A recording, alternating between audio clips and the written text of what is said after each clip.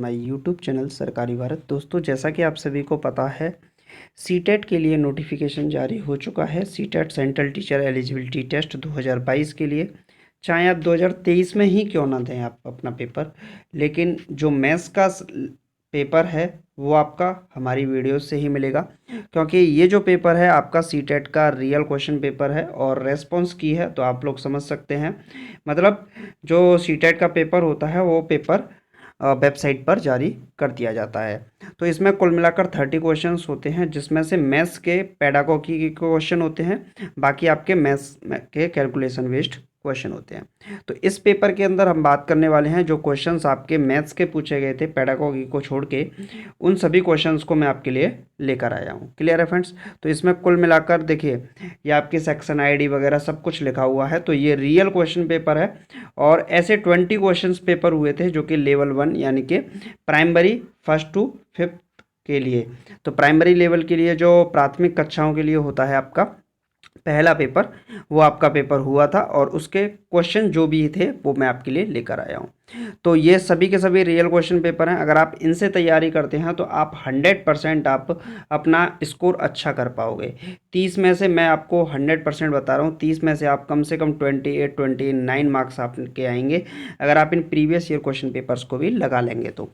Clear है? इनको लगाना बिल्कुल ना भूलें और इसकी प्लेलिस्ट भी आपकी चैनल पर बनाती जाएगी। तो चलिए फ्रेंड्स, स्टार्ट करते हैं। आज का अपना पहला सवाल है। बाकी देखिए, मैंने स्क्रीनशॉट ले रखे हैं, तो यहाँ पर ये आपका सब कुछ सीटेट के द्वारा जो लिखा हुआ था वो सब कुछ यहाँ पर देखने को मिल भी रहा है। पहला प्रश्न है, एक स्कूल में 96 शिक्षिकाओं में से 3/8 शिक्षिकाएं उच्च स्कूली कक्षाओं में पढ़ाती हैं। यदि उच्च स्कूली शिक्षिकाओं का 2/9 भाग गणित शिक्षिकाएं हैं, तो वह स्कूली शिक्षिकाएं जो गणित नहीं पढ़ाती हैं उनकी संख्या क्या है?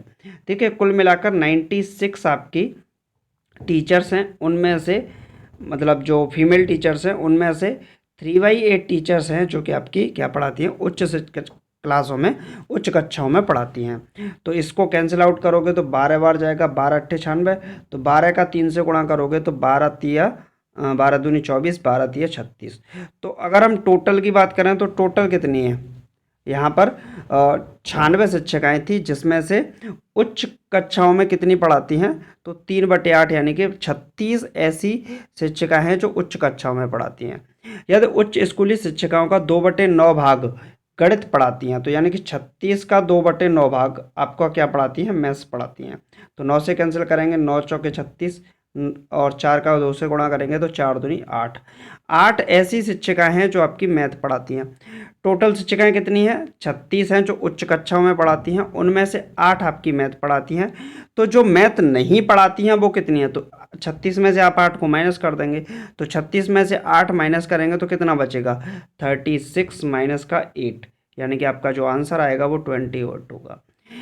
28 ऐसी शिक्षिकाएं हैं जो गणित नहीं पढ़ाती हैं, उनकी संख्या। तो ऑप्शन नंबर आपका सी यानी कि थर्ड ऑप्शन आपका राइट आंसर हो जाएगा। क्लियर है फ्रेंड्स? चलिए नेक्स्ट क्वेश्चन की ओर देख लेते हैं। नेक्स्ट क्वेश्चन, ये आपका फ्रैक्शन से क्वेश्चन पूछा गया था। आप लोग को बोलेंगे कि ये इतना आसान सवाल थोड़ी पूछा जाएगा। जी हाँ, आपका क्वेश्चन पूछा गया है, तभी मैं आपके लिए लेकर आया हूँ। देखिए क्या है, 1/2 माइनस 2/3 माइनस 4/5। अब यहाँ पर हम देखेंगे तो 1/2 और माइनस यहाँ पर लगा हुआ है, इन दोनों का एलसीएम कितना आएगा? 15 आएगा। 3 और 5 का 15, 5 दूनी 10 आएगा और 4 तिये 12 आएगा। क्लियर है? तो ये बचेगा आपका 1/2 माइनस, ये बचेगा माइनस का 2/15, तो माइनस माइनस प्लस 2/15। एलसीएम की बात करें तो एलसीएम कितना आएगा? 30 आएगा। 15 यहाँ आएगा और 2 दूनी 4 यहाँ आएगा, तो 15 और 4 कितने हो गए? 19, 19/30। अब ये आपको ऑप्शन देखना है, 13/30 गलत है, 3/10 गलत है, 39/30 गलत है। ऑप्शन नंबर 4 आपका सही हो जाएगा। 19/30 आपका इस सवाल का सही जवाब हो जाएगा। क्लियर है फ्रेंड्स? चलिए नेक्स्ट क्वेश्चन क्या पूछा गया था, नेक्स्ट क्वेश्चन देख लेते हैं।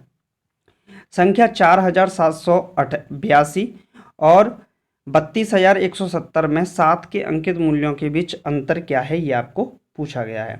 तो देखिए 4782, इसमें 7 का अंकित मूल्य क्या होगा? तो 7 का अंकित मूल्य होगा आपका 7 और यहाँ 0 0 अब यहाँ पर अंकित मूल्य और स्थानीय मान इन दोनों में डिफरेंस होना चाहिए, तो ये आपका 782 ही आएगा, क्योंकि अंकित मूल्य की बात आती है आपकी, किसकी बात आती, अंकित मूल्य की आती है, तो यहाँ 700 लिखते हैं। और 32,170 की बात करें तो यहाँ 7 का जो अंकित मूल्य है वो कितना है, 70 है। माइनस करेंगे तो कितना बचेगा, 2, 8, 7, 1 बचेगा, और ये आपका 7 ही बचेगा, तो 712 आपका आंसर हो जाएगा। देखिए स्थानीय मान आपका अलग होता है, स्थानीय मान में क्या है, डिजिट के बाद जो भी डिजिट है उसके बाद जीरो, जितने भी नंबर ऑफ डिजिट्स होते हैं। लेकिन अंकित मूल्य की बीच बात करें तो जो आपकी वैल्यू है उसके बाद जो भी डिजिट लिखे हैं उनको छाप देते हैं। तो ऑप्शन नंबर बी आपका यानी कि सेकंड आंसर आपका राइट आंसर हो जाएगा। चलिए फ्रेंड्स नेक्स्ट देख लेते हैं। नेक्स्ट है, निम्नलिखित कथनों में से कौन सा पूर्ण संख्याओं के लिए सत्य है। देखिए अब ये आपका प्राइमरी लेवल पर इस प्रकार का क्वेश्चन बनना बहुत कोई बड़ी बात नहीं है, बहुत आसान सवाल है। अगर आपका a प्लस बी बराबर बी प्लस ए है, ये वाली आपकी अगर प्रोसेस बन रही है कहीं पर a प्लस बी बराबर बी प्लस ए, ये अगर आपकी प्रोसेस बन रही है ये वाली, तो ठीक बन रही है बिल्कुल, इसमें कोई समस्या वाली बात नहीं है, क्योंकि ये होती है आपकी कम्यूटेटिव प्रॉपर्टी। क्या होती है, कम्यूटेटिव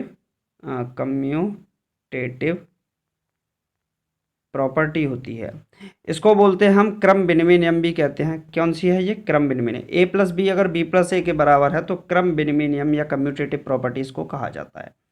थर्ड वाले की बात करें, यहाँ पर थर्ड वाला जो है ये आपका जो प्रॉपर्टी है ए क्रॉस बी, अच्छा जी, ए क्रॉस बी बराबर बी क्रॉस ए, तो ये भी आपका जो प्रॉपर्टी है वो ओवर मल्टीप्लिकेशन आपका कम्यूटेटिव प्रॉपर्टी ही होती है। ये ओवर एडिशन होती है कम्यूटेटिव प्रॉपर्टी, और ये होती है ओवर मल्टीप्लिकेशन कम्यूटेटिव प्रॉपर्टी। यहाँ पर बात करें तो ये वाली प्रॉपर्टी है ए प्लस बी ब्रैकेट प्लस सी, ए प्लस ब्रैकेट बी प्लस सी, तो ये जो आपकी प्रॉपर्टी होती है इसको बोलते हैं एसोसिएटिव प्रॉपर्टी। क्या बोलते हैं साथी, एसोसिएटिव प्रॉपर्टी, यानी कि साहचर्य नियम इसको कहा जाता है। अब अगर यहाँ पर बात करें हम ऑप्शन नंबर बी की, यानी कि सेकंड ऑप्शन की, तो इसमें कोई प्रॉपर्टी नहीं होती, ए माइनस बी बी माइनस ए के बराबर नहीं होता है, तो ऑप्शन नंबर सेकंड आपका गलत हो जाएगा, ये आपका सही नहीं होगा। तो ऑप्शन सेकंड आपका क्या होगा, गलत होगा, ये सत्य है, क्योंकि ओवर सब्ट्रैक्शन आपकी कोई प्रॉपर्टी इस प्रकार से नहीं बनती है। क्लियर है, नेक्स्ट देख लेते हैं। नेक्स्ट क्वेश्चन है साथियों, जब किसी संख्या को 6 से विभाजित करने के लिए कहा गया तो रानी ने उसे 9 से विभाजित कर दिया और उसे भागफल 21 और शेषफल 3 मिला। अपनी गलती का एहसास होने पर उसने संख्या को 6 से विभाजित किया, अब कितना भागफल और शेषफल बचेगा। देखिए 6 से विभाजित करना था लेकिन उसने 9 से विभाजित किया और आपका भागफल 21 आया, और आपका जो रिमाइंडर है वो कितना मिला, 3 मिला।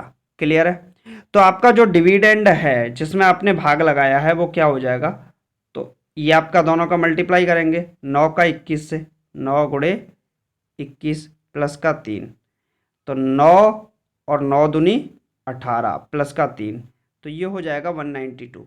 कितना हो जाएगा, 192, यानी कि आपका जो डिविडेंड आया वो कितना आया, 192 आया। अब एक्चुअल में आपको 192 में डिवाइड 9 से नहीं लगाना था, आपको डिवाइड लगाना था 6 से, तो आपका क्यूसेंट और रिमाइंडर क्या आएगा ये पूछ रहा है, तो 6 3 18 बचेगा 1, 6 दूनी 12, रिमाइंडर बचेगा 0, यानी कि शेषफल 0 होगा। ये वाला ऑप्शन गलत, ये वाला ऑप्शन गलत। अब इन दो ऑप्शन पर बचते हैं, आपका जो क्यूसेंट है भागफल है वो 32 आना चाहिए, अब यहाँ पर तो 31 आ रहा है, ये वैसे गलत हो गया, तो भागफल 32 और शेषफल 0, ऑप्शन नंबर 4 आपका बिल्कुल सही जवाब इस सवाल का हो जाएगा। क्लियर है फ्रेंड्स, तो ये सवाल आपका बहुत आसान है। आपका इस वाले फॉर्मूले पर dividend equal to divisor multiply quotient plus remainder, इस वाले फॉर्मूले पर आपका हर बार क्वेश्चन पूछा जाता है। इस बार तो रीट ने शिफ्ट थर्ड में भी इस प्रकार का एक क्वेश्चन पूछ लिया है, फॉर्मूला ही पूछ लिया है डायरेक्ट। निम्नलिखित में से कौन सा तुल्य भिन्न का जोड़ा है, यानी कि कौन सी दो भिन्न हैं जो आपस में एक दूसरे के बराबर है।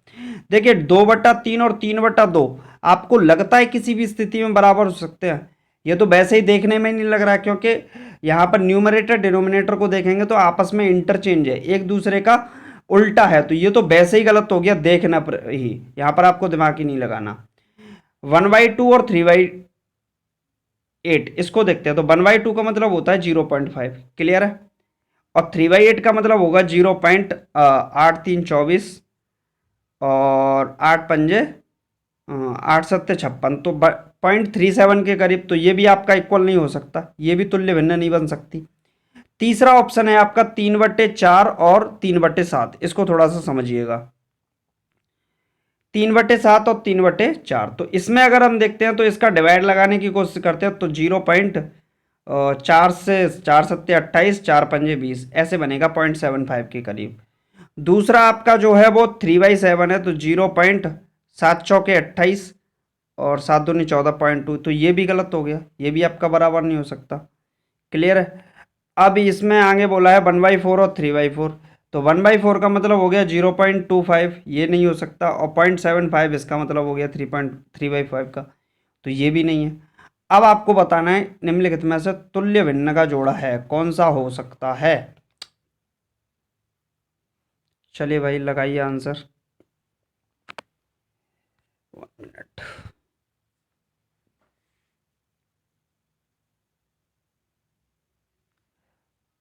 इस ऑप्शन में यहाँ पर जो आंसर दिया गया होगा, एक बार चेक करने पर दिया गया होगा, यानी कि रेस्पॉन्स की में भी यहाँ पर दिक्कत हुई होगी। आप लोग कमेंट बॉक्स में बताइएगा। वैसे वैसे इसका आंसर इनमें से मुझे कोई सा भी नहीं दिख रहा है। क्लियर है। अगर कोई ऑप्शन हो भी सकता है तो वो सिर्फ अगर आपका बी ऑप्शन बन सकता है। एक बार इसको देख लेते हैं, 1/2 और 3/8। तो यहाँ पर इसको 8 बनाने के लिए यहाँ पर 4 का मल्टीप्लाई, यहाँ 4 का मल्टीप्लाई, तो 4/8 और 3/8, ये भी बराबर नहीं। तो यहाँ पर रेस्पॉन्स की में आपका जो आंसर है वो आंसर की में डबल दिया होगा। तो इस क्वेश्चन को आप वैसे ही छोड़ दीजिए, सीटेट की तरफ से मिस्टेक होगी, या फिर आप आंसर आप कमेंट बॉक्स में लिखिए। निम्नलिखित में से कौन सी संख्या पूर्ण घन नहीं है, ये आपको बताना है। उल्टे चलते हैं, चलिए। 729 की बात करें तो ये तो पूर्ण घन होता है। अब किसका होता है ये समझिए। 31 मल्टीप्लाई 31 करके देखते हैं एक बार, नहीं होगा। आपका 29 का हो सकता है ये, 29। 29 का नहीं बनेगा, ये भी आपका 31 का नहीं बनेगा, 29 का नहीं बनेगा। चलिए, तो 216 जो आपका क्यूब होता है, घन पूछा है आपसे, तो ये 6 का क्यूब होता है। क्लियर है। ये 10 का क्यूब होता है, 1000। अब 729 की बात करें तो ये शायद 7 का क्यूब होता है। क्लियर। 7 7 49, 7 7 49 और 81। 8 का देखते हैं एक बार, 8 8 81 गुणे 9, 9 8 90 72, तो ये 8 का क्यूब होता है। ये वाला 8 का हो गया, ये 10 का हो गया, 6 का हो गया, लेकिन 333 किसी का भी क्यूब नहीं होता। तो ऑप्शन आपका कौन सा हो जाएगा, 333, यानी कि ऑप्शन नंबर 3 आपका राइट आंसर हो जाएगा। चलिए नेक्स्ट क्वेश्चन देख लेते हैं। शिखा एक ईंट का भट्टा पर ईंट खरीदने गई। ईंट का मूल्य 2500 रुपये प्रति 1000 था, यानी कि 1000 ईंट का 2500 रुपये में आपकी कितनी ईंट आएंगे, 1000 ईंट आएंगे, 1000 ईंट आएंगे। ठीक है। तो एक ईंट कितने की पड़ेगी, तो एक ईंट 1 रुपये में कितनी पड़ेगी, तो 1 रुपये में पड़ेगी 1000 बट्टे 2500, और आपको खरीदनी कितनी ईंट है, 4000 रुपये की, तो इधर 4000 का गुणा कर दो, 4000 रुपये की खरीदनी है, तो 00 से 00 निपटा दो, 25 से उड़ाओ 4 बार 40, और 40 40, 4 चौके 16 और 00, 1600 रुपये की होगी। तो ऑप्शन नंबर आपका कौन सा हो जाएगा, 3rd आपका राइट आंसर हो जाएगा, 1600 रुपये की। नेक्स्ट क्वेश्चन देख लेते हैं। ये क्वेश्चन है, मिनी ने अपनी शिक्षिका को कहा, मैंने एक आयत बनाया जिसकी सभी भुजाएं 4 सेंटीमीटर हैं। कौन सा कथन सही है। एक आयत बनाया जिसकी सभी भुजाएं 4 सेंटीमीटर है, तो एक आयत है जिसकी सभी भुजाएं 4 सेंटीमीटर। आप लोग कमेंट बॉक्स में बताइए ऐसा पॉसिबल है कि नहीं। जी सरकार, बिल्कुल पॉसिबल है, क्योंकि जो वर्ग होता है वो आयत का ही एक रूप होता है। वर्ग आयत ही होता है, लेकिन सभी आयत वर्ग नहीं बन सकते। आयत का मतलब क्या है, आमने सामने की भुजाएं बराबर होनी चाहिए, तो इसमें बराबर है आमने सामने की, तो ये कंडीशन फॉलो होती है। तो जो आपका आयत है, वर्ग है, वो आपका आयत हो सकता है, यानी कि सभी वर्ग आयत होते हैं, बिल्कुल सही बात है। सभी आयत वर्ग होते हैं, ये गलत बात है। एक वर्ग और आयत में कोई संबंध नहीं होता, गलत बात, संबंध होता है। एक आयत की सभी भुजाएं बराबर नहीं हो सकती, बिल्कुल हो सकती हैं, ये भी गलत बात। तो ऑप्शन नंबर आपका सेकंड आपका राइट आंसर हो जाएगा। चलिए फ्रेंड्स नेक्स्ट क्वेश्चन देख लेते हैं। त्रिभुज के कोणों का अनुपात 4:5:6 है, उसके कोणों का मान कितना होगा? अगर हम ट्राइंगल की बात करें तो एक ट्राइंगल के तीनों कोणों का योग कितना होता है? 180 डिग्री। तो इसके तीन कोण दे रखे हैं, 4, 5, 6। तो 4x plus 5x plus 6x बराबर में कितना होना चाहिए? 180 डिग्री। तो 4, 5, 9, 6, 15x बराबर 180। 15x से काटेंगे तो 15 दाड़े 12 बार कट जाएगा। x की वैल्यू कितनी आ गई? 12। उसके कोणों का मान तो 12 × 36, 12 चौके 48। तो 48 किस में है? थर्ड ऑप्शन में। 12 पंजे 60 सेकंड, 12 छक्के 72, ये तो थर्ड ऑप्शन में मिले 48, 60 और 72। तो ऑप्शन नंबर आपका थर्ड राइट आंसर हो जाएगा। चलिए फ्रेंड्स नेक्स्ट क्वेश्चन देख लेते हैं। नेक्स्ट क्वेश्चन है, रागिनी दोपहर के 2 बजे स्टेशन पहुंचती है, उसे अलीगढ़ की रेलगाड़ी लेनी है। 4 रेलगाड़ियां ए, बी, सी और डी छूटने का क्रम से 17:05, 4:32, 18:30 और 19:15 है। उसमें से कौन सी रेलगाड़ी लेनी चाहिए ताकि उसे कम समय के लिए कम से कम समय के लिए इंतजार करना पड़े? देखिए वो 2 बजे स्टेशन पहुंच जाती है, तो जो सबसे पहले आएगी उसी पे पहुंचेगी, उसी में बैठ जाएगी तो जल्दी पहुंच जाएगी, कम से कम इंतजार करना पड़ेगा। इसका मतलब हो गया 5:05, इसका मतलब हो गया 4:32। अब देखिए इसको थोड़ा समझ लीजिए, 5:05 का मतलब हो गया ये शाम का समय है। रागिनी दोपहर 2 बजे स्टेशन पहुंचती है, दोपहर का मतलब दिन के समय। और 4:32 का मतलब हो गया ये 4:32, देखने में तो 4:32 लग रहा है, आपको भी लग रहा होगा कि ऑप्शन में ठोक दें इसी को, लेकिन ये गलत हो जाएगा। ये सुबह का समय दे रखा है 4:32 का मतलब, ऐसे अगर लिखा है तो सुबह, ये शाम का है और ये भी आपका शाम का समय है, ये भी आपका शाम का समय है। तो ये आपका हो गया 5:05 शाम को, दोपहर के बाद। और ये 6:30, 6:30 और ये 7:15 शाम को। लेकिन ये वाला जो 4:32 का समय है ये सुबह का समय है। तो जो 5:05 है ये आपका बिल्कुल सही हो जाएगा। तो ऑप्शन नंबर ए आपका राइट आंसर इस सवाल का हो जाएगा। चलिए फ्रेंड्स नेक्स्ट क्वेश्चन देख लेते हैं। एक क्वेश्चन वैसे आपके लिए मुझे छोड़ना भी चाहिए था, और इस क्वेश्चन को मैं आपके लिए छोड़ देता हूँ। एक क्वेश्चन आपके लिए छोड़ रहा हूँ, कमेंट बॉक्स में इसका आंसर लिखिएगा। देखते हैं कौन कौन से स्टूडेंट इसका आंसर लिखते हैं और कौन कौन तैयारी बेहतर तरीके से कर रहे हैं, ये भी आपको यहाँ पर देखने को लिए मिल जाएगा। तो एक क्वेश्चन आपके लिए छोड़ना चाहिए, ये आप लोग आंसर लिखिएगा। नेक्स्ट क्वेश्चन है साथियों, नीचे दिए गए पैटर्न का अवलोकन कीजिए और अगला पद लिखिए। देखिए 9 में से 1 घटाया जाता है, 8 का भाग लगाया जाता है, तो एक आंसर आता है। 9 के बाद फिर 8 आया, 2 का भाग लगाओ, 8 का भाग लगाने पर 2 माइनस करने पर 8 का भाग लगाने पर 12 आता है। ऐसे ही देखिए 9, 9, 8, 9, 8, 7, 9, 8, 7, 6। तो इसके बाद आपको भी पता है क्या आएगा, इसके बाद आएगा 9, 8, 7, 6 और 5। तो 5 तक के ऑप्शन में जाइए। तो इसमें तो देखिए 9, 8, 7, 6 गलत हो गया, 9, 8, 7, 6, 5 इसमें है, बाकी सभी में है। इसमें से क्या हो रहा है, देखिए -1, -2, -3, -4 माइनस, इसमें क्या होगा 5। तो 5 माइनस करना है, तो ये इस वाले में 4 माइनस है, ये भी गलत है।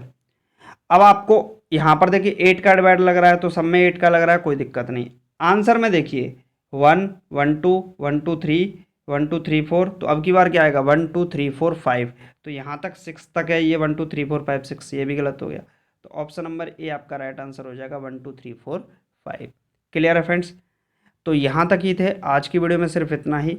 दोस्तों आप सभी को बता दें, अगर आप सेंट्रल टीचर एलिजिबिलिटी टेस्ट यानी कि केंद्रीय शिक्षक पात्रता परीक्षा की तैयारी कर रहे हैं, सीटेट जो कि दिसंबर में होने वाला है, चाहे आप इसके बाद भी 2023 में करते हैं, अगर आप इन वीडियोस को देख कर जाएंगे आपके लिए बहुत ही ज़्यादा हेल्पफुल होंगी। आपके एग्जामिनेशन में बहुत ज़्यादा इसका रोल रहेगा। ये मान लीजिए आप अगर यहाँ से 20 क्वेश्चन आपके देखने को मिलते हैं पेपर में, तो 20 में से कम आप यहाँ पर 18 से 19 क्वेश्चन इसी, अगर आपने 8-10 वीडियो भी देख ली तो आप कंप्लीटली कर जाओगे, क्योंकि प्रीवियस ईयर बहुत रिपीट होता है और सीटेट तो ये मान लीजिए माहिर है क्वेश्चंस को रिपीट करने में, सिर्फ डिजिट्स चेंज होती है, सवाल का पैटर्न वही रहता है। क्लियर है? तो उम्मीद है आपको आज का वीडियो अच्छा लगा होगा। वीडियो अच्छा लगा है तो वीडियो को लाइक करना, चैनल को सब्सक्राइब करना और वीडियो को शेयर करना बिल्कुल ना भूलें। ये आपकी इच्छा है, अगर आप ऐसा करते हैं तो ठीक, नहीं करते हैं तो भी ठीक, लेकिन आप सेशंस को लेते रहिएगा। लाइक शेयर सब्सक्राइब से बाकी कुछ नहीं होने वाला है, लेकिन आप लोग चैनल पर बने रहिएगा और वीडियोस को देखते रहिएगा, ताकि आपका बेनिफिट होना चाहिए। सब्सक्राइब से कुछ नहीं होने वाला है, लेकिन आपका बेनिफिट होने वाला है। तो आप लोग बेनिफिट लेते रहिए, ये सबसे बड़ा मेन पार्ट है। क्लियर है? तो चलिए मिलते हैं नेक्स्ट वीडियो में। Thank you for watching this video.